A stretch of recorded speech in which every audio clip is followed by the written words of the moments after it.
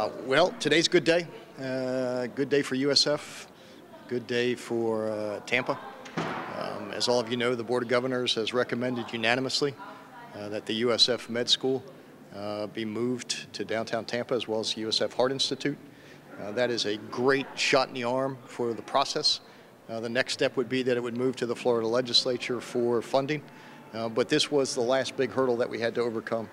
And I know if Mr. Vinnick were here, and if Dr. Genshaft were here, and if Mr. Morsani were here, and if Dr. Lockwood were here, they would tell you in no uncertain terms that this is a pivotal moment for USF Med School and for the Heart Institute, but more importantly, for the bigger Tampa Bay region.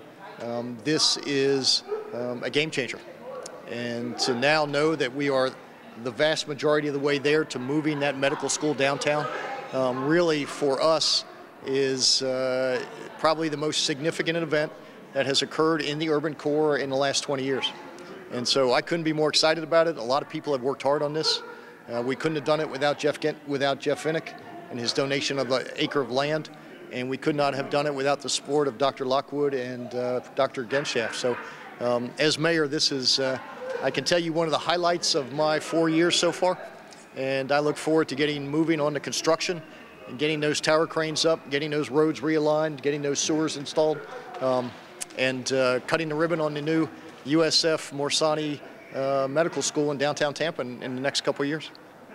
What's it meant to have a Jeff Vinnick so interested in our downtown? Well, I mean, to have a Jeff Vinnick, to have a Frank Morsani, to have people who are so committed not just to building buildings, but committed to changing the economic DNA of a community. I mean, that's what this does for our downtown. This interjects intellectual capital. It brings talent to the urban core. Those young medical students and the staff and the visiting faculty will be filling up the condominiums and shopping at the retail that will come. It allows USF to attract better professors, better researchers. It creates an environment where Tampa General Hospital, which is the teaching hospital for USF Med School, is in close proximity. So I could easily see a water shuttle, a water taxi going across the bay between TGH and USF. So for downtown Tampa, I said it 6 months ago, I'll say it again, this is bigger than baseball. It's more sustainable than baseball. It drives an economy unlike baseball would do, and it is a pivotal moment for our urban core. And this is more or less an anchor kind of hub of this whole development. Well, this would be the equivalent of, I think, a corporate headquarters. What you are creating down here is a whole environment of bright young students, of faculty, of staff, the Heart Institute and all the research that will take place there. This is exactly what we envisioned when we set out on this journey 4 years ago. I mean, our ability to compete for those bright young millennials and that intellectual capital depends on us having an environment that they want to be in. And they want to live, work, and play in the same environment. I mean, they want to be able to go to med school, live in one of these towers downtown, not have a car, be able to shop downtown, to recreate downtown, to have bars and restaurants, to have a downtown that's walkable, that's pedestrian friendly, that's focused on the waterfront. That is exactly what is happening. And this day, today, we will look back on and say, this is where we turn the corner. This is where all of those dreams that we've had for the last certainly 4 years are starting to come to fruition. Big day. Yeah. Recent study released about the growing need for doctors. Do you feel like this is something that's going to help us bring those doctors to our area? Oh, I think it will. Studies have shown that where doctors do their med school and their residency, they tend to stay in that area. And so our ability to compete for those medical students, and my wife is a doctor, so I understand the whole match program and you know why students choose universities. They choose them because they can get in, number one, and two, because of where they want to live. And to be able to live, work, and play in the same environment in the urban core for a medical student, I think that makes this a very, very attractive choice. You've got a great medical school. You're going to have certainly your third and fourth year right in the middle of downtown Tampa, one of the most exciting places in the United States.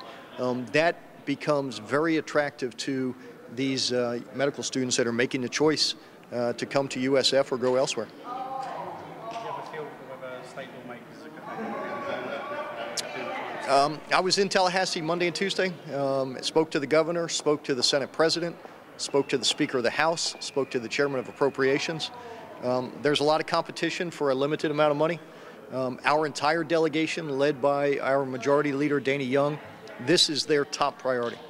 The Hillsborough and the Bay Area delegation has made moving to USF Med School their top priority. We all recognize there'll be competition, but I think we are 90% of the way there. Yeah, it's a good day for Tampa Bay, but specifically for downtown Tampa. Mayor, with your wife being linked to USF, do you feel like there's any sort of controversy, so to speak, there, or does that have nothing to do with that? No, it has nothing to do with it. I mean, she's on the faculty. She's an OBGYN that practices at Tampa General Hospital. She did her medical school at USF, but she's not involved in this event. She's the biggest cheerleader, like all of the faculty, for this move, because they know what it means for USF's competitiveness and their ability to attract world-class researchers and world-class instructors and world-class students. Yeah. Given a sense of how many students could potentially be enrolled in part of this campus at any given time? No, I don't think they've made that decision yet. I think, in all likelihood, the first and second year med students will stay up on main campus, and the third and fourth year students will be down here because they'll be doing their residency at Tampa General. You know, the Heart Institute will move down here.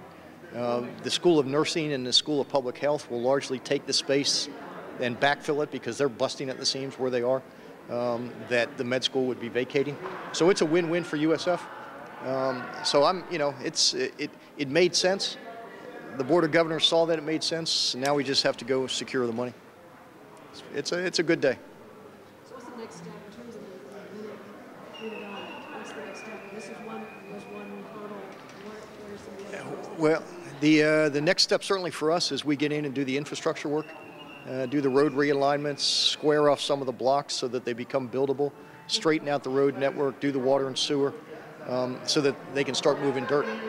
I would imagine within probably 16 to 20 months you'll see cranes down there, tower cranes, as they start construction. I believe Mr. Vinnick is anticipating doing a spec office building immediately adjoining the med school. And so it's the beginning of a really, really special time for the city of Tampa. And, I told Jeff when he told me, 6 weeks ago that he anticipates, build out to be, 5 to 7 years. I told him, Jeff, no. The build out will be 4 years and 1 month because that's all I have left. And I want to get this done and I want to get this moving. And when I leave here, I want that to be largely finished because it's that important to this city. Have you talked to him today since? He and I were trading text messages. Yeah, it was pretty. Everyone was pretty happy. Yeah. Do you know if USF has any plans to build maybe like student housing in that area, or are students mainly going to be focusing on the apartments? I think students will largely, because they're medical students and they're out of their undergrad, they will largely, in all likelihood, be living downtown, but not in student housing.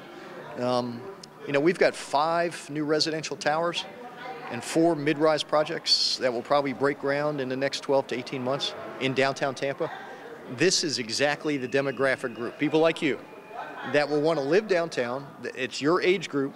You want to be with your peers and young professionals, and so they will be the ones that will fill up these projects. And, I couldn't be more excited about it because it adds a vibrancy and a livelihood and a liveliness to a downtown that, 10 years ago rolled up the sidewalks at 5 o'clock. So. You mentioned baseball. Yeah. I got to ask you this. No.